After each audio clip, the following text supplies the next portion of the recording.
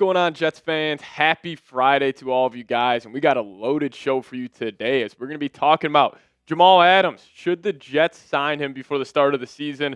Well, Jamal, he wants to be back in New York. He had some interesting quotes about Aaron Glenn and joining the New York Jets before the start of the season. Then Chris Olave. Apparently he's on the trade block, so it doesn't make sense to reunite him and Justin Fields. We'll break it all down on today's show. But before we do so, if you guys could help us reach our next milestone here on the channel, as we are closing in on 6,000 subs here on YouTube. So I appreciate every single one of you guys who has hit that sub button so far. But if you are not subscribed, we just need 53 more of you to go down there and hit that subscribe button. We'll post a video every single day around the New York Jets. So please help us out here. Hit that subscribe button today and help us reach 6,000 subs.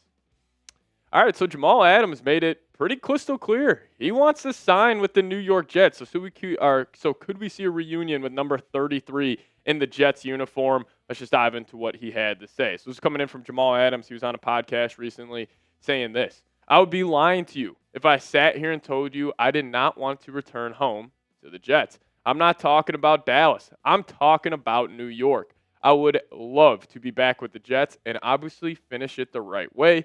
That would be a dream come true." Now, Jamal Adams already has a connection with the new New York Jets head coach, Aaron Glenn. He signed with the Detroit Lions last year. If you guys remember, the Lions were completely riddled by injuries.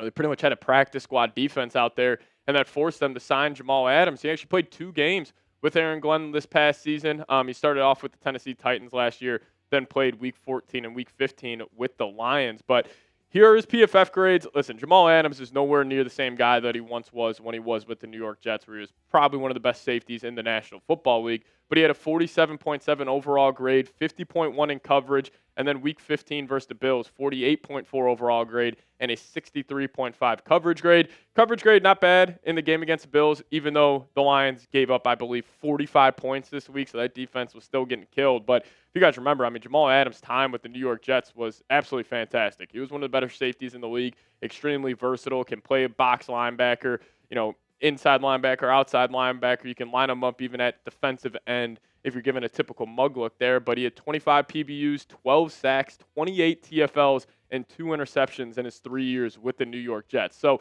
Jamal Adams, obviously he's not the same guy. There's no doubt about it. But the one thing I will say about Jamal Adams, I think at this point of his career, he's still 29 years old, maybe has a couple of years left in the tank. I actually think he would be a positive guy to have in that locker room because clearly he has respect for Aaron Glenn, and I think he would be a guy that kind of rally some of these young players in the secondary because they probably look at Jamal Adams growing up watching him with his time with the Jets. They probably think this guy is a legend in their eyes. So I do think he would have a positive locker room impact, but the main reason why I would be in on signing him is because he's got all types of respect for head coach Aaron Glenn. And check out this quote here coming in from Jamal saying, "I have so much respect for him. AG actually was my guy from my pro day. He ran my pro day back at LSU when he was with the New Orleans Saints. He was the DB coach. From the point, we have always had mutual respect. Haven't really through the years been able to talk to him because he was obviously with the Saints and me in New York or Seattle. But when I did get the call to go to Detroit, I was super excited, man. I always wanted to be coached by him. He's a legend and was on the wall in the Jets facility. I used to see that all the time. I always knew he was a ball player." And, I think this is simple. I think you just go, if you're Darren Muji, you go ask Aaron Glenn, do you want to sign him? And then if Aaron Glenn says yes, you sign him because safety is still a massive need for this ball club. Like, besides Cisco, there's a lot to be desired from that group for the New York Jets. And, I don't think Jamal Adams would be like an every down safety by any means at this point in his career, but he could be a guy that could give you, let's just say 25 to 30 snaps a week, just be a rotational guy, still has that playmaker instinct in his game that will never really leave him. But also Aaron Glenn, Steve Wilkes, with these creative defensive minds, like they love versatile players, and Jamal Adams can still do that. Now, would he be a true deep half safety? I don't think so. I don't think he has the speed to cover over the top anymore, but maybe he could play some box safety, kind of some makeshift linebacker, have him just be that, if you're having a creative blitz look on these 3rd and long situations, just line Jamal Adams up on the line of scrimmage and, the quarterback's got to decipher, is he coming, is he going? You could do multiple different looks with him. So I think this is just a question for Aaron Glenn. If he wants him, I'm all in on him since he was with them last year. He probably knows Jamal Adams' game better than, just about anybody in the NFL right now. But I'll ask you guys this. Would you sign Jamal Adams? Do you want the reunion here in New York? Give me an S for sign or give me a P for pass. I think I'm doing it. This isn't a needle mover by any means, but hey, go bring back a Jets legend in the facility. So you guys let me know. Would you sign Jamal Adams? S for sign, P for pass. All right, we are going to dive into Chris Olave here because big-time beat reporter out of Pittsburgh, Andrew Filipponi, said the Steelers are working on a trade for Saints wide receiver Chris Olave. Now, apparently his producer of this show just got a text from somebody in the Steelers organization saying Chris Olave, and they took that as they're working on a trade. So clearly Chris Olave is on the trade block. The Saints, maybe they wouldn't, obviously love to deal him, but if you give the Saints a good enough draft pick, they would have to consider it since they're entering, a rebuild down there in New Orleans. And I think it's as simple as this. If the Jets organization and this brass believe Justin Fields is the guy, then they should heavily consider this because you would try to take advantage. Like, just treat Justin Fields like he is on a rookie deal right now. 2-year, $40 million. That's a very, manageable contract to build a roster around a quarterback. And if you believe these next 2 years he is going to be a top, let's just say 17, 15 quarterback in the league, try to take advantage of it. Go get him a guy like Chris Olave, who has been very productive in his NFL career. Now, obviously, he has concussion issues, which, he is probably 1 or 2 concussions away from, having to make a big-time decision in his NFL career. But in his first 2 years in the league, going over 1,000 yards each of those seasons, playing with pretty poor quarterback play there in New Orleans. But I really do believe, this just comes down to how you feel about Justin Fields.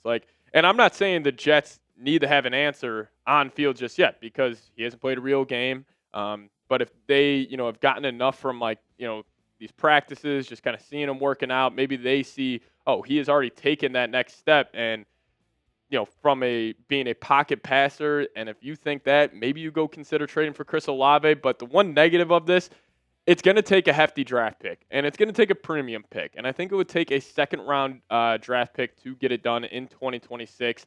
Now, listen, Olave, I think if you paired him up with Garrett Wilson, you probably would have one of the best 1-2 punches in the National Football League. You got that Ohio State connection with Justin Fields, which would be fantastic. But also, if you do trade for Olave, an issue, down the line would be you would have to pay 2 wideouts at least $25+ million a year. I think Garrett Wilson will sign probably a 3-year, $120 million extension this offseason. Maybe that's a little wishful thinking on my end, but he'll get $30+ million per year. And then Olave, if we're seeing what a guy like T. Higgins just got, getting $28 million per year, he's probably going to command around that number because I truly do believe Olave is a top 20, 25 receiver in the NFL as it stands right now. So that's another issue. You would have to give up a premium draft pick, and you're going to have to probably pay this guy, and he has a concussion issue. So kind of in between. But again, at the end of the day, it comes down to Justin Fields. If you believe he's the guy, get him another weapon, and then you look at this Jets offense, and it's all right, Mason Taylor, tight end, you got 2 good running backs, 2 good receivers,